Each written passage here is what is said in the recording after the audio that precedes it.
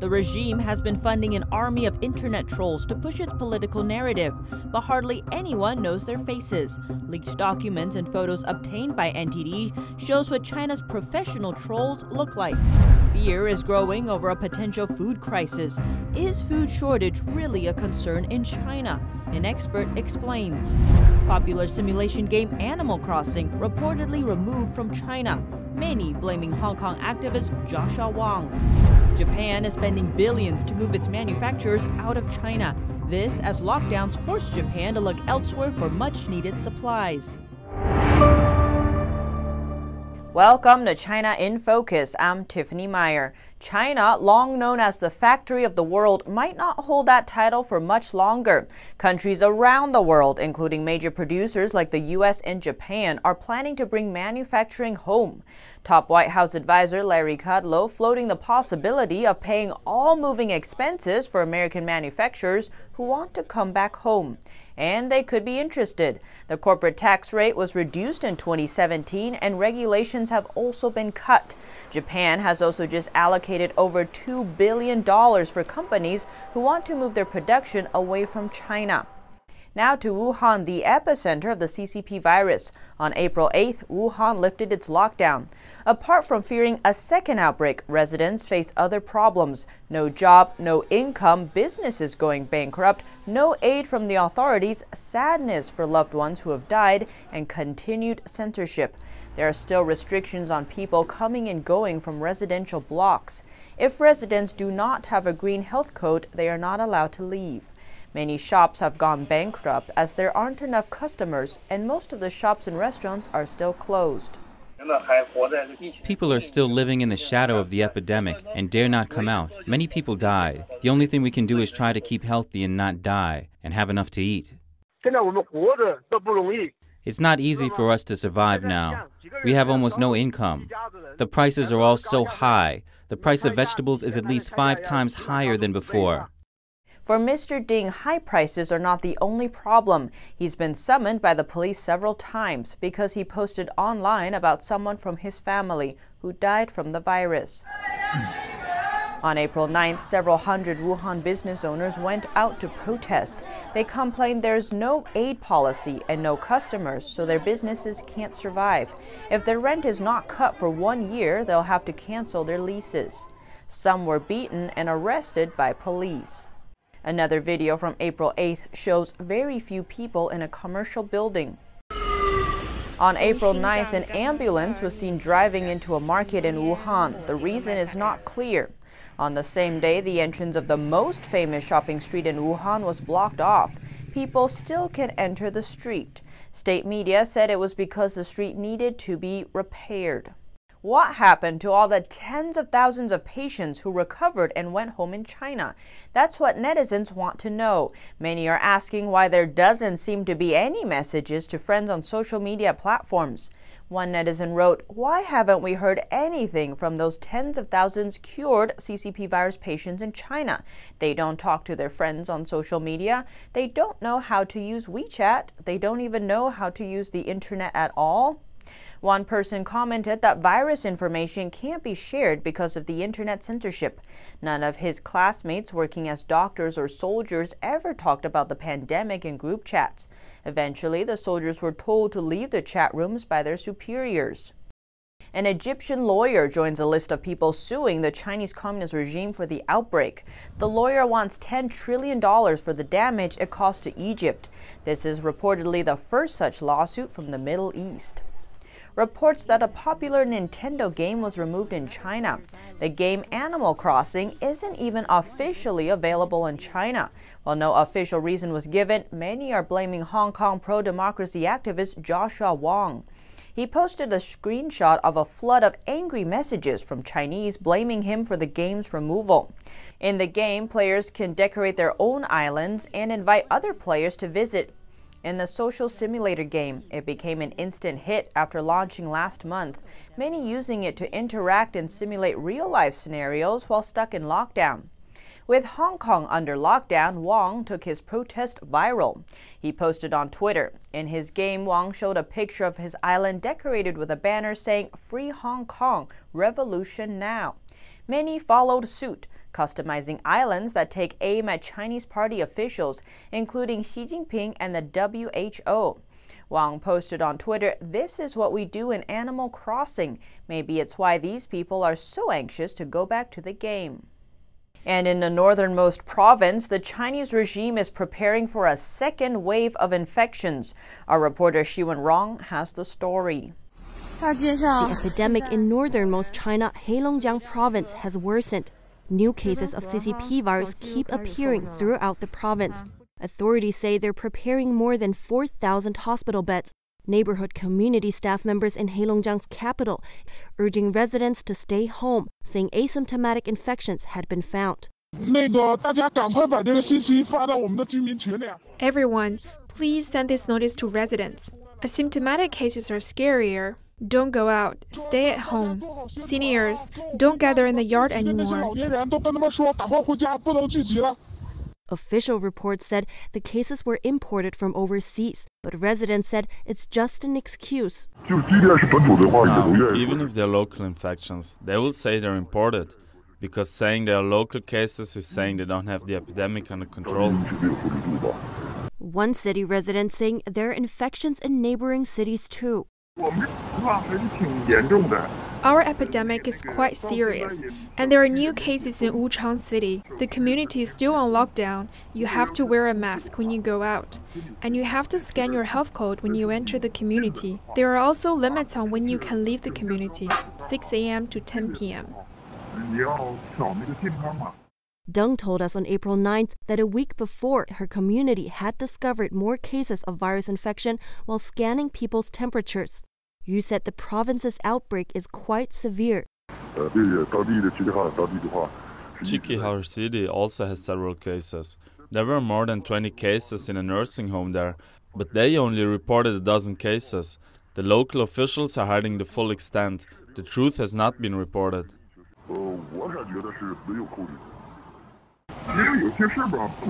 I don't dare to ask. Otherwise, they'll think you don't trust the regime. I feel the information we're getting is not transparent. They both said the real cases near the capital are hard to count, and officials in surrounding cities have started strengthening control measures.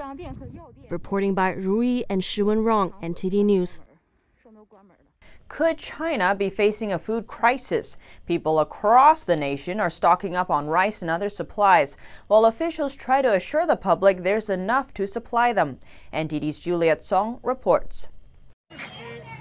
Concerns over a potential food shortage in China are rising. In multiple cities, people are panic buying, stocking up on rice and other staples. One expert says many elements contributed to their fear. There's uncertainty hanging over how the pandemic will develop and potential natural disasters in China. Also, multiple countries are restricting their grain export. The pandemic has also caused logistics disruption. Altogether, this has created a feeling of uncertainty about the future among many people. He added that a leaked government document from Gansu province also caused a stir. Labeled classified secret, the document required officials to require that local households secure a food supply big enough to sustain them for 3 to 6 months. This document is circulating in society, and people don't trust the government after previous cover-ups of the pandemic. That's why they're panicking, and many are stocking up on food.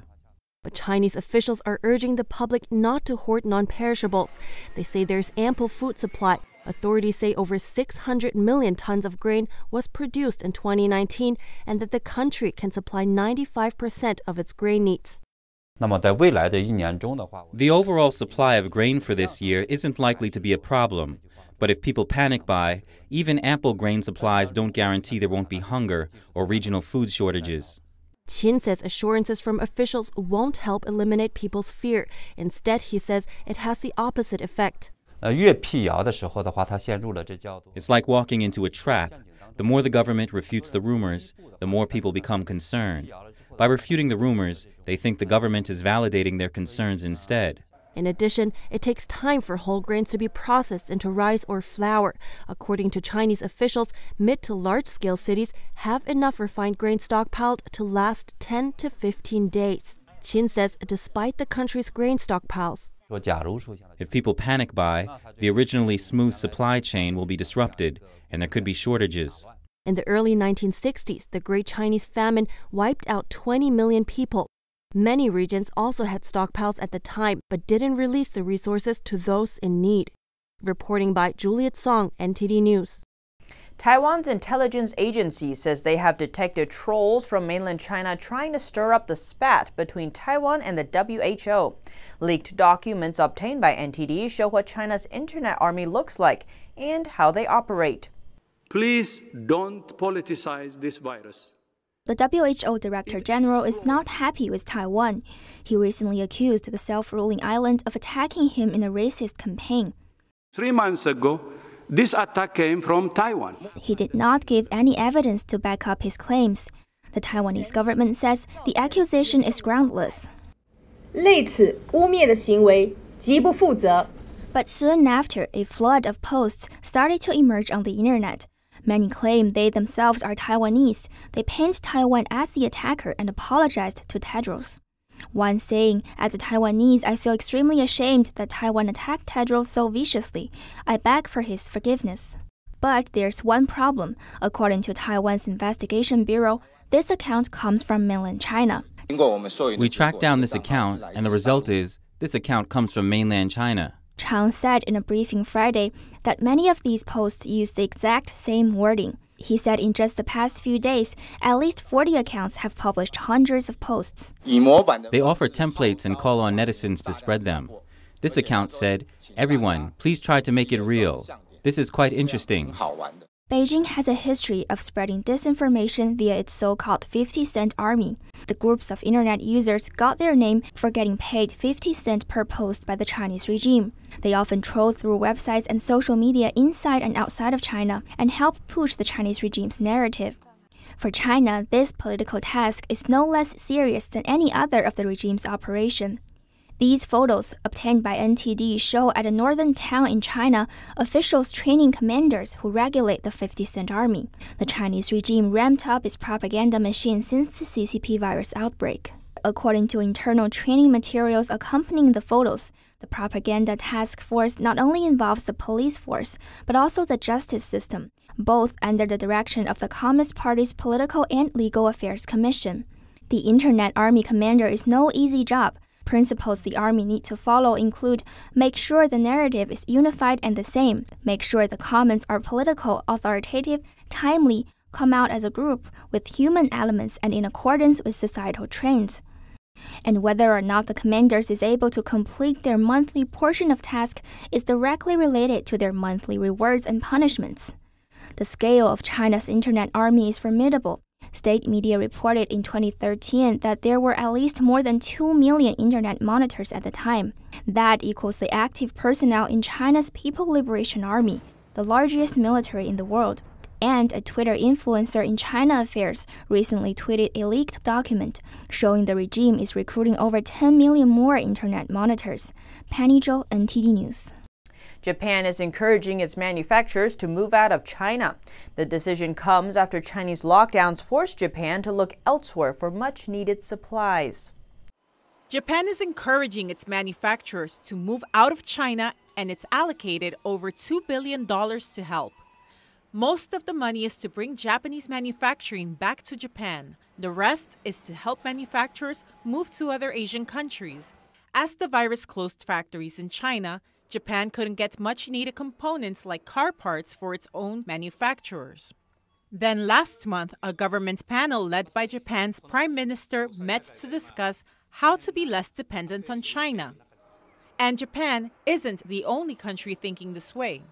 U.S. officials say the virus has revealed just how reliant America is on China for critical medicines and supplies. Protective gear for frontline workers has been in short supply. 80% of the world's supply is made in China. Chinese state media even threatening to cut off medicine exports to the U.S. Bipartisan calls are now coming from all parts of the government to move production back home. President Trump indicating he wants to do just that. And an update on the U.S. epicenter. New York now reports nearly 8,000 deaths, while neighboring state New Jersey is at 2,000. But on a lighter note, ICU admissions are down for the first time. NTD's Melina Weisskap has more on the latest developments. The governor said the spread is slowing, but New Yorkers need to stay cautiously optimistic. We've been watching a spread to the suburban communities around New York City, Nassau, Suffolk, Westchester, Rockland. Even as the state sees its first drop in ICU patients and a decline in the average number of hospitalizations, 777 people died on Thursday. And that's only a small drop from Wednesday, which recorded 799. On a lighter note, the curve is flattening. The actual curve is much, much lower than any of them projected. Hospital capacity is also up 50% as facilities across the state continue to coordinate and share equipment. And to help ease healthcare workers' minds about bringing the virus home, some hotels and Airbnbs are opening their doors to them. To help common citizens, the state is providing $200 million to help low-income households pay for food. As hopes rise for getting back to normal, Cuomo says more testing is key. He emphasized the need to be prepared for a possible second wave, pointing out the lack of previous guidance from the international community. Where were the warning signs? Who was supposed to blow the whistle? The president has asked this question, and I think he's right. He said that there were signs well ahead of time that this would come, but added that information sources didn't make a sincere enough effort to warn against the virus's severity. Melina Weisskap, NTD News, New York. Cuomo says New York needs to proceed with caution and keep up social distancing to minimize a potential second wave.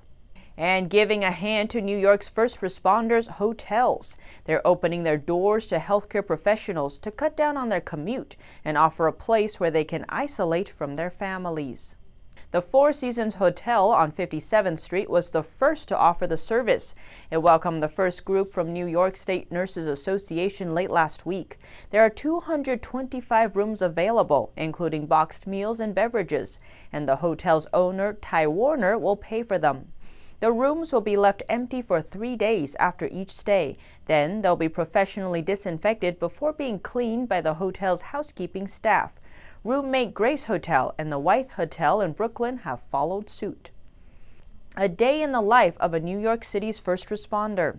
That's what one reporter witnessed while shadowing a paramedic for the day, one of many heroes fighting to save a city under siege.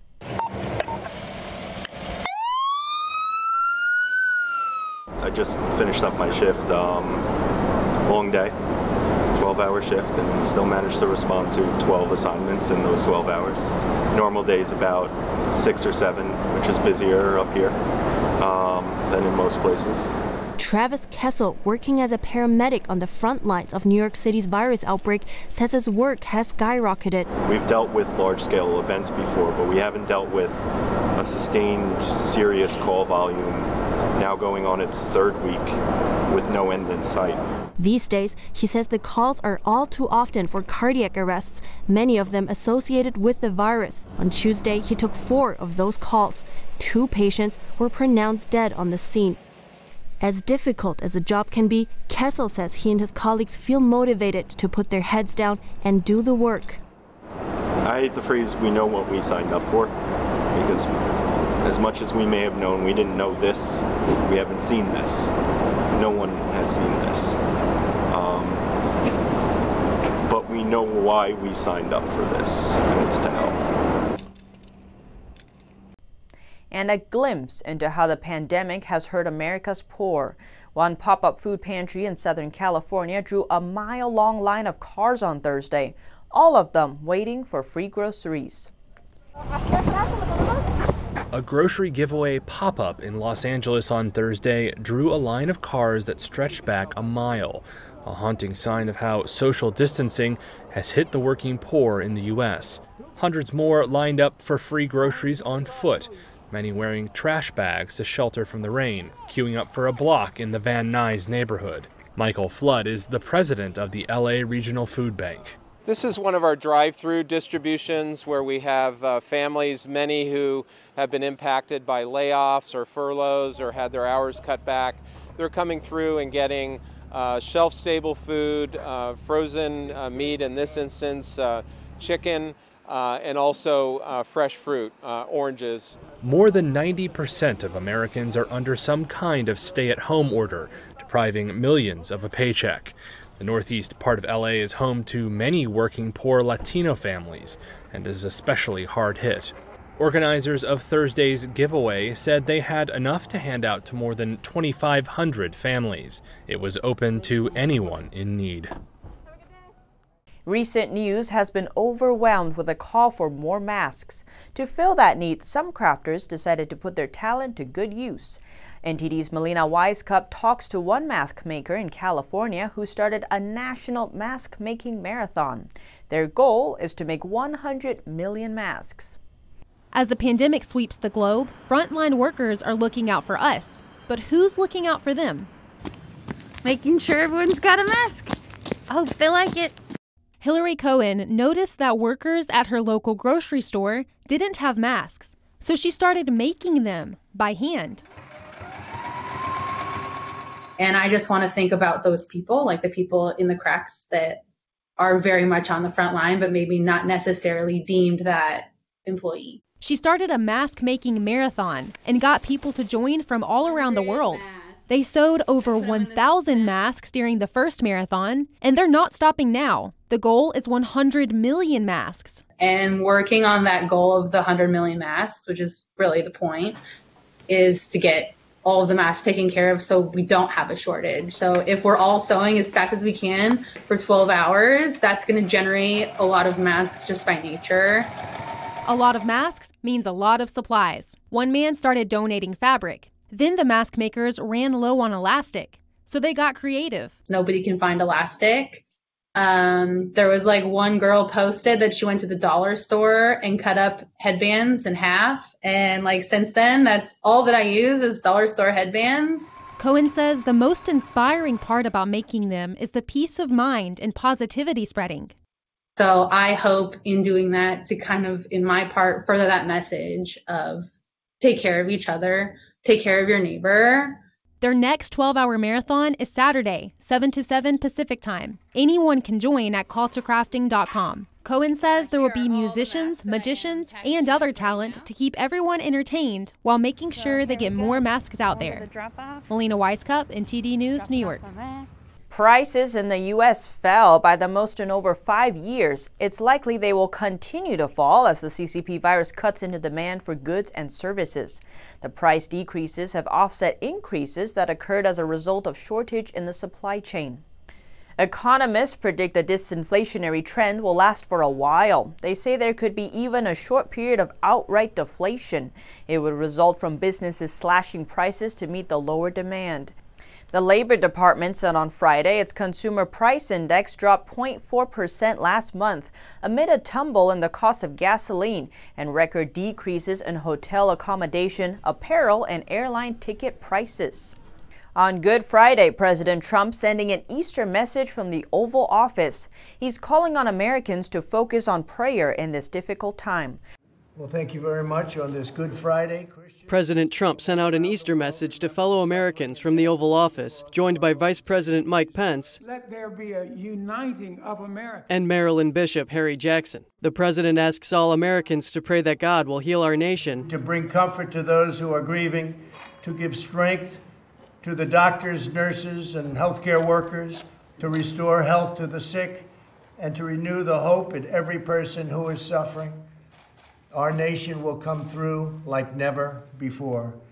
On Good Friday, the commemoration of the crucifixion, Bishop Jackson blessed our country's leaders. Once again, give this great man, our president, and give the vice president wisdom beyond their natural limitations. Give them insight so they can cover us, lead us, and bless us. Top infectious disease expert Dr. Anthony Fauci and other health officials are pointing to lower rates of hospitalization from the virus as signs that social distancing is working. But such measures must continue, even over the holiday. Though we will not be able to gather together with one another as we normally would on Easter, we can use this sacred time to focus on prayer, reflection, and growing in our personal relationship with God, so important. President Trump prayed for the angel of death to pass over, the disease to lessen, and for medical science to come forth.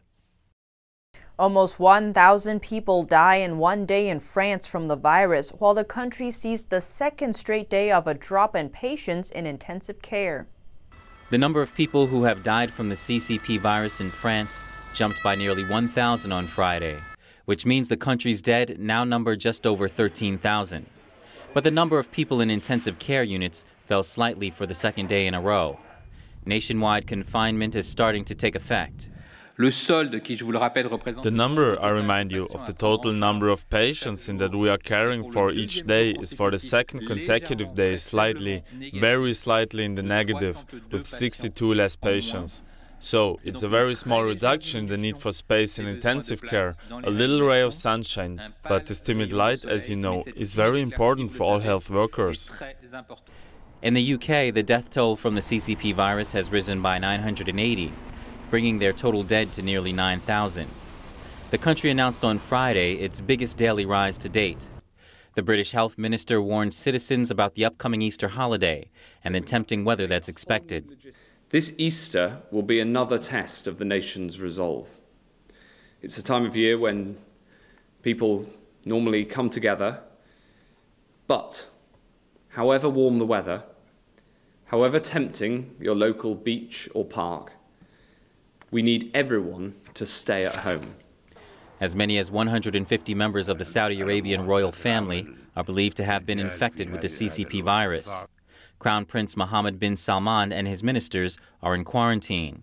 King Salman is in isolation, and the king's nephew, the 70-year-old governor of the country's capital, is in intensive care. British Prime Minister Boris Johnson is in very good spirits after returning to a hospital ward from intensive care, but he's still in the early stages of recovery. UK Prime Minister Boris Johnson left the intensive care unit on Thursday evening as he continues to recover from COVID-19, but he remains under close observation in the hospital, his office said on Thursday. He's said to be in very high spirits. The 55-year-old was admitted to the hospital on Sunday, and he spent 3 nights in emergency care. He was not put on a ventilator. The head of Britain's National Health Service, among many, saying social distancing must go on, though the number of new infections and hospital admissions may be starting to flatten. Hopes of the coronavirus crisis nearing a peak boosted Britain's stock markets. Also on the government's plate, how to finance a vast increase in spending to support a shattered economy. The world's 5th largest economy is facing what could be the worst economic hit since World War II.